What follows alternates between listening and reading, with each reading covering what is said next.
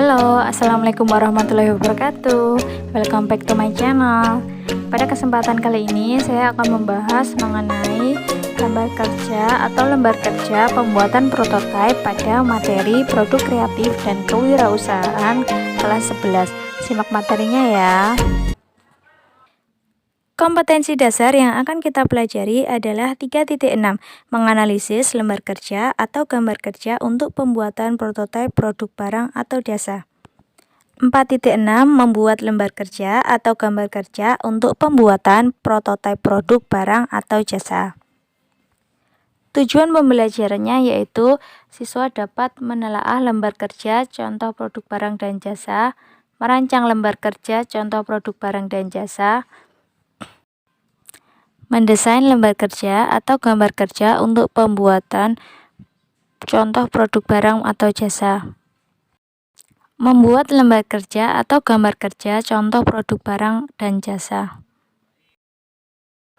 Hal yang akan kita pelajari pada materi kali ini adalah yang pertama, konsep gambar kerja. Yang kedua, fungsi dan tujuan dari gambar kerja. Yang ketiga, langkah atau tahap pembuatan dari gambar kerja. Dan yang keempat adalah prototipe produk.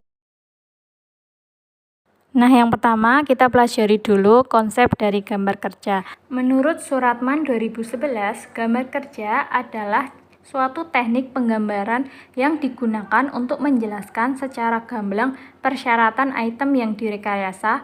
Aktivitas menggambar mesin menghasilkan dokumen gambar yang berfungsi sebagai bahasa atau media untuk menyampaikan ide, gagasan, atau informasi dari para insinyur yang mendesain suatu produk kepada para pekerja yang akan membuatnya. Menurut Sujianto 2012, gambar kerja adalah komunikasi utama antara si pembuat gambar atau ide dengan si pelaksana, sehingga gambar kerja harus dipahami oleh kedua belah pihak. Desain produk atau desain produk industri juga bisa dikatakan sebagai gambar kerja. Nah, berikut ini adalah contoh dari gambar desain produk industri pada pembuatan sepeda motor. Selanjutnya adalah fungsi gambar kerja. Gambar kerja berfungsi sebagai sumber informasi yang memiliki makna bahwa gambar kerja harus menghubungkan perancang dengan orang yang menggunakannya, harus berisi keterangan-keterangan yang pasti, dan tidak boleh menimbulkan keraguan-raguan. Fungsi gambar kerja dapat digolongkan menjadi 3. Yang pertama, penyampaian informasi. Dalam hal ini menyampaikan informasi dari pihak perancang atau desain drafter kepada pihak pembuat atau operator. Fungsi yang kedua sebagai pengawet, penyimpanan, dan penggunaan keterangan. Gambar teknik merupakan dokumen penting di mana data teknis mengenai suatu produk tercantum secara padat. Dengan dokumentasi gambar berarti pula dapat mengawetkan dan menyimpan untuk digunakan kembali sebagai informasi. Yang ketiga, sebagai cara pemikiran dalam penyiapan informasi. Selanjutnya, pembuatan gambar kerja. Sebelum membuat gambar kerja, kita harus tahu dulu komponen pada pembuatan gambar kerja. 1. Detail dari setiap bagian. Yang kedua, daftar komponen atau bahan untuk merakit produk akhir. Dan yang ketiga, gambar rakitan. Pada gambar kerja harus menampilkan informasi gambar kerja. Informasi yang ada dalam gambar kerja meliputi gambar rakitan, gambar detail, dimensi keterangan gambar, dan semua standar informasi yang dibutuhkan dalam membuat suatu gambar. Berikut ini adalah contoh dari gambar kerja. Pada gambar kerja harus mencantumkan detail informasi, baik itu berupa detail keterangan maupun dimensi gambar.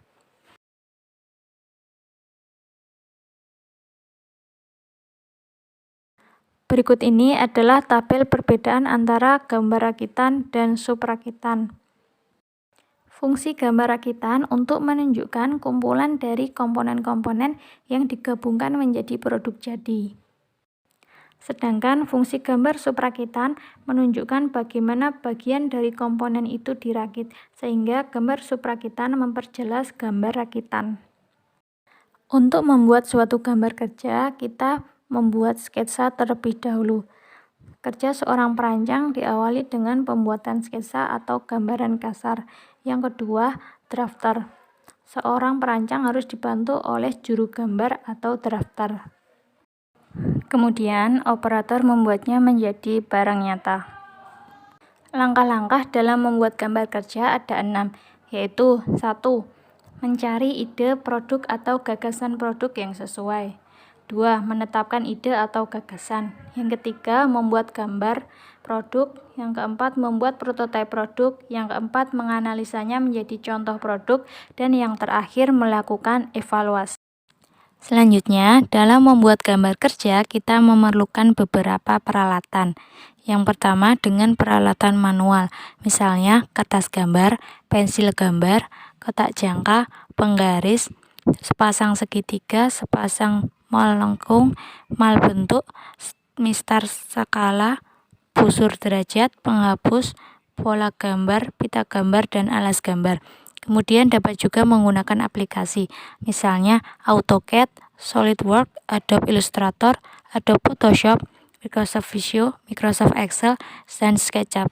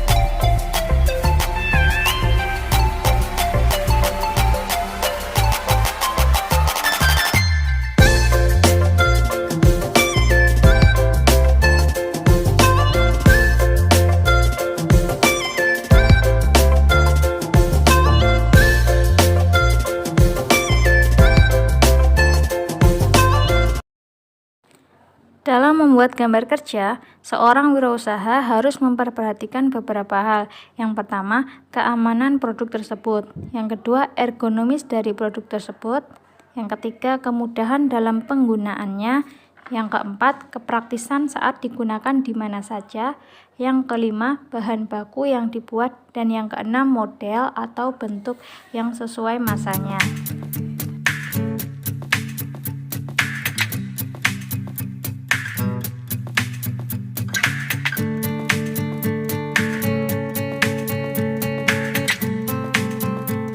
Selanjutnya, prototipe produk. Prototipe produk merupakan bentuk dasar dari sebuah produk. Prototipe membuat ide yang abstrak menjadi bentuk nyata yang lebih konkret. Terdapat 4 manfaat membuat prototipe. Yang pertama, prototyping membantu kita berpikir. Melakukan cara terbaik untuk berpikir membuat kita lebih memikirkan ide-ide untuk menyempurnakan produk. Prototyping membantu kita berkomunikasi. Komunikasi terbaik dengan menunjukkannya, bukan sekedar mengatakannya. Prototyping membantu kita menjawab pertanyaan, apakah produk kita diminati konsumen, apakah produk kita layak, apakah produk kita dapat bertahan lama. Yang keempat, prototyping membantu kita membuat keputusan yang lebih baik. Umpan balik atau feedback yang didapatkan dari calon pengguna dapat membantu kita membuat keputusan yang lebih baik. Selanjutnya, tahapan-tahapan prototipe. Yang pertama, pendefinisian produk. Merupakan penerjemahan konsep teknikal yang berhubungan dengan kebutuhan dan perilaku konsumen. Yang kedua, working model. Working model dibuat tidak harus mempresentasikan fungsi produk secara keseluruhan dan dapat dibuat skala yang sempurna saja, hanya untuk membuktikan konsep dari pembuatan produk tersebut. Selanjutnya, prototipe rekayasa atau engineering prototype dibuat seperti halnya working model, namun mengalami perubahan tingkat kompleksitas maupun superioritas dari working model. Prototipe ini digunakan untuk keperluan pengujian kinerja operasional dan kebutuhan rancangan sistem produksi. Selanjutnya, prototipe produksi atau production prototype, bentuk yang dirancang dengan seluruh fungsi operasional untuk menentukan kebutuhan dan metode produksi yang dibangun pada skala sesungguhnya. Selanjutnya, qualified production item dibuat dalam skala penuh, berfungsi secara penuh, dan diproduksi pada tahap awal dalam jumlah kecil untuk memastikan produk memenuhi segala bentuk standar maupun peraturan yang diperlakukan terhadap produk tersebut. Model merupakan alat peraga yang mirip produk yang akan dibangun. Berikut ini merupakan contoh dari prototyping produk.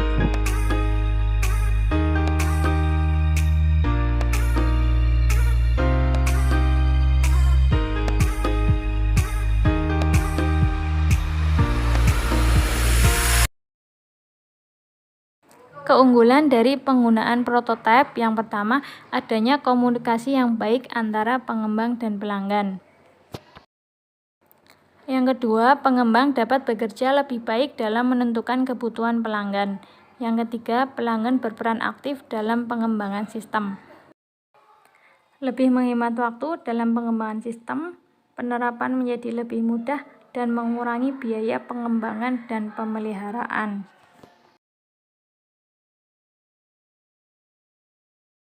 Nah, itulah tadi keunggulan dari menggunakan prototipe.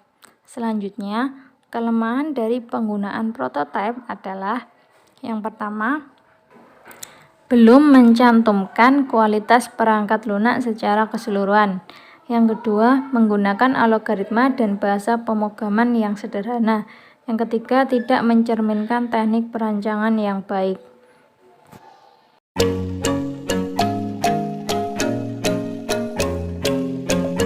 Selanjutnya ada beberapa latihan soal pilihan ganda.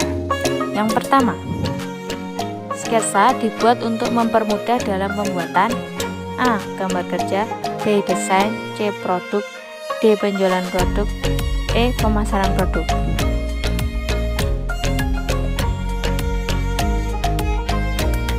Jawabannya adalah gambar kerja.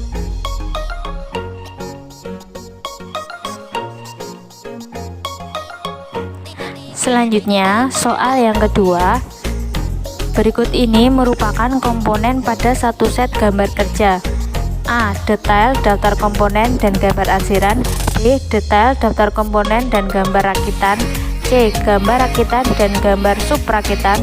D. Detail, gambar rakitan, dan gambar arsiran. E. Daftar komponen dan gambar subrakitan.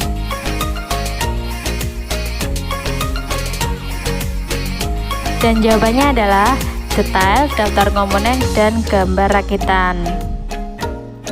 Selanjutnya, soal yang ketiga. Berikut ini yang bukan tahapan prototipe adalah A. Pendefinisian produk, B. Working model, C. Prototipe rekayasa, D. Prototipe produksi, D. Permodelan industri.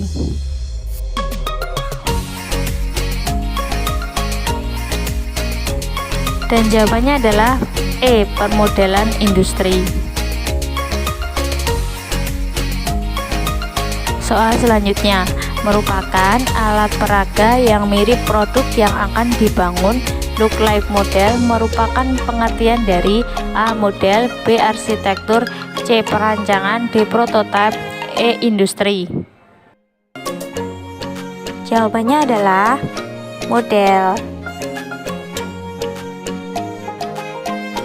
Soal selanjutnya, prototipe yang digunakan untuk menentukan kebutuhan dan metode produksi dan dibangun pada skala sesungguhnya adalah A. Prototipe produk, B. Prototipe rekayasa, C. Rekayasa produk, D. Rancangan produk, E. Pengujian produk.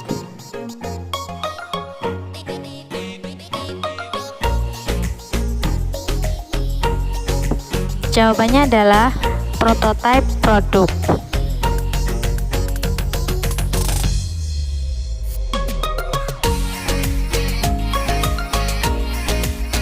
Selanjutnya ada beberapa contoh latihan soal. Yang pertama, apa sajakah komponen dari satu set gambar kerja? Yang kedua, bagaimana cara membuat gambar kerja? Yang ketiga, buatlah satu contoh gambar kerja. Yang keempat, mengapa prototipe produk sangat penting? Dan yang kelima, apa saja tahap pembuatan prototipe produk?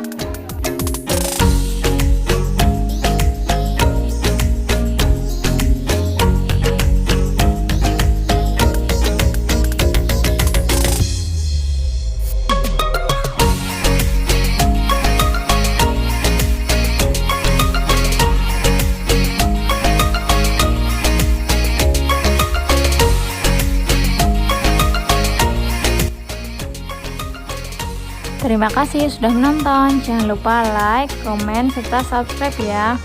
Sampai jumpa di video selanjutnya. Bye bye.